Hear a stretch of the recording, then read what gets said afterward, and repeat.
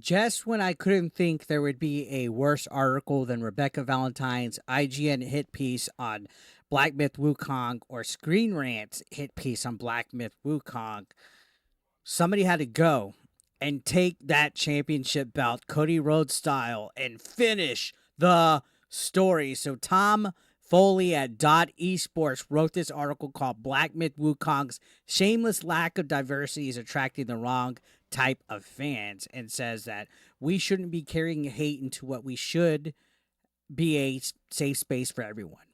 As I'm dyslexic as fuck and can't even say dyslexic, says that we shouldn't be carrying hate into what should be a safe space.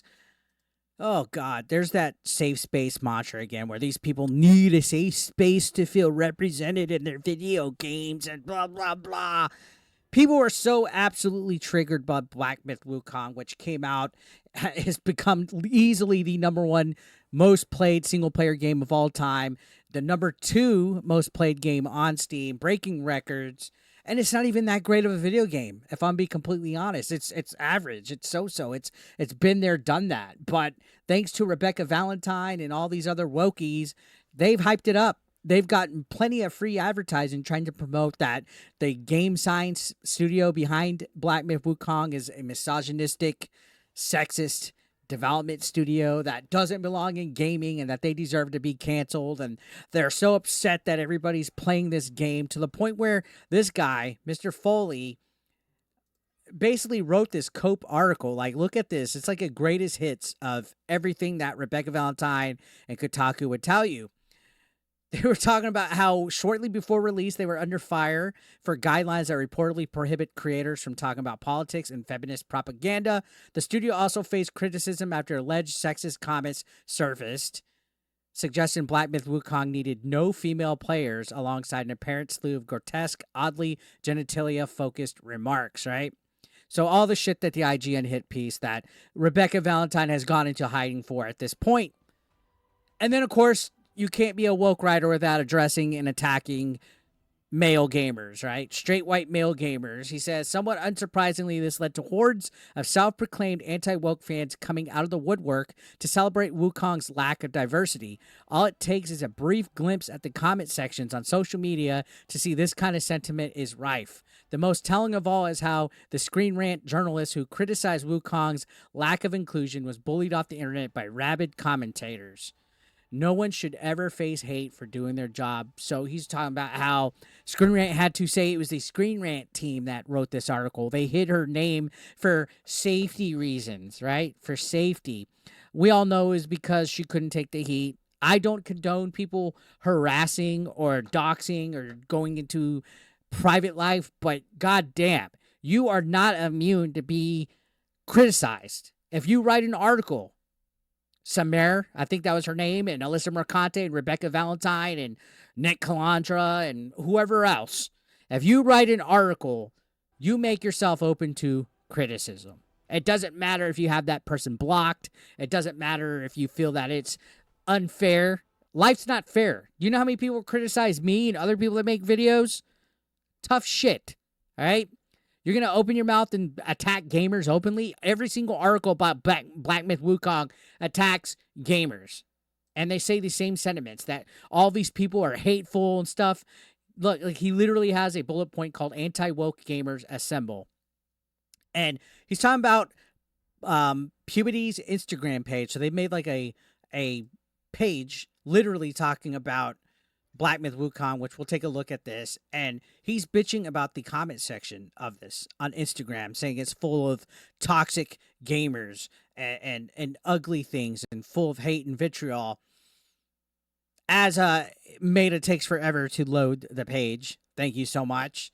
So you can see people are saying it's actually rare for a game that is hyped to be good at release. It's almost like people want to play fresh and engaging single-player games without battle passes, live service nonsense.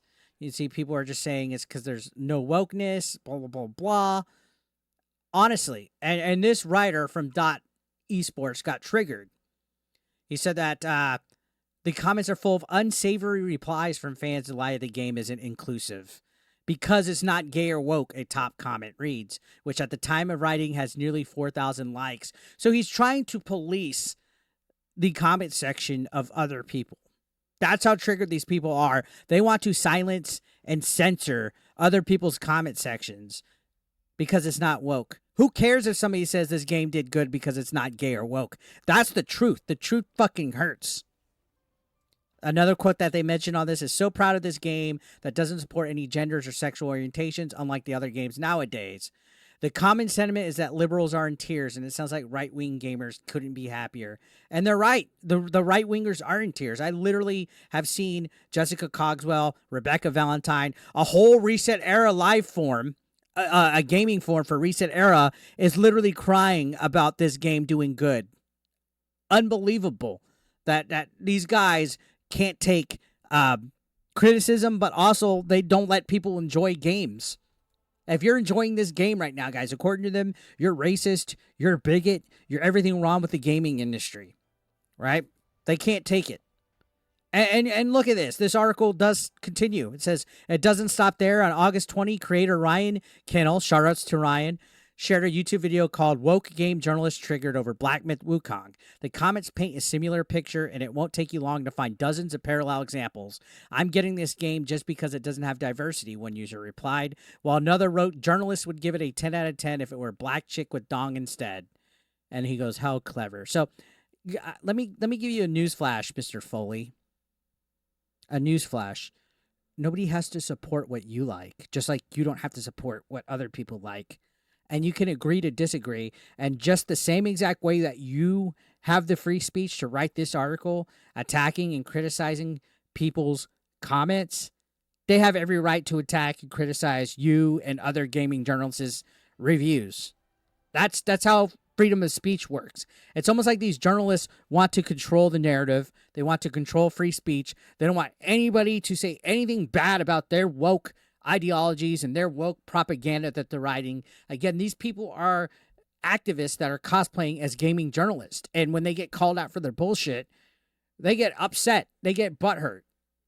And you can see he continues saying, I gave Wukong 8 out of 10 in my review, and I'll stand by it. So he likes it. He even says, gameplay-wise, Wukong is fantastic, but after 40-plus hours, I've yet to encounter a single female character aside from one inanimate mini-boss called the Mother of Stone. And no one can convince me that's a good thing. So this is another person that's bitching about the whole, there's no females in the game. No females represented.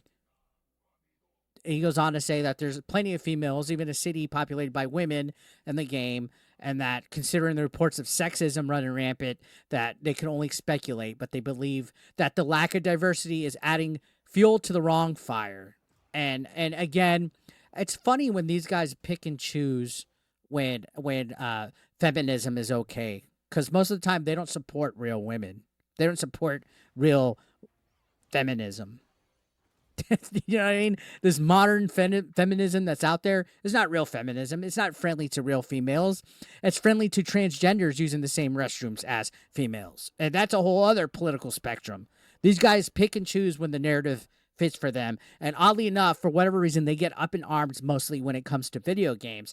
And this whole article right here talks about how half the people on the planet are women, and that 10% of humans identify as LGBTQ, and that there's a diverse world and there's no escaping it, and that you should have a diverse cast of characters in the game to make it more believable, and that female and minority players should feel represented.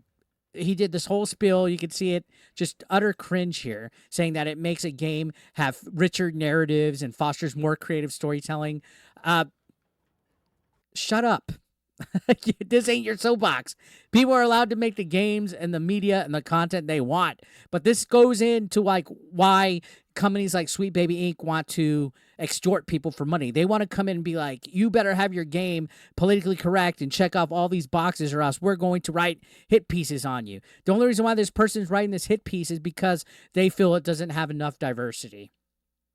And he's just trying to convince it right here. He says, game science doesn't seem interested in any of this. I'm not saying every game needs diversity and inclusion shoved down his throat. Bullshit. There are plenty of excellent games that don't have a diverse cast of characters simply because there's no room for them. But there was room for diversity in Black Myth Wukong, and the developer seemingly chose to ignore it. It's their prerogative. So yeah, definitely a fucking woke crying article, and you can see at the end. Here's the tune. If reading this made you mad, I got one thing to say: cry more. That's gonna set off people, right? These people claim that they hate hatred. These people claim that they're the ones that are tolerant, and they're full of just venom and vitriol and hate towards people. They don't care if they offend anybody. They only care if they get offended. They only care if they're the ones that are the victims, that they're the ones attacked. It does not matter to them if they're professional to other people, if they are friendly to other people. It does not matter. And this is the soy boy that is telling us to cry more. I thank God every day I'm not like this type of person. So this is the guy that's attacking gamers now, that wrote just as cringe of an article as Rebecca Valentine, and is bitching and crying about lack of females in Black Myth Wukong. So yeah, go check out his article. Let me know your thoughts. I'll see you on the next one, guys. Thank you for watching.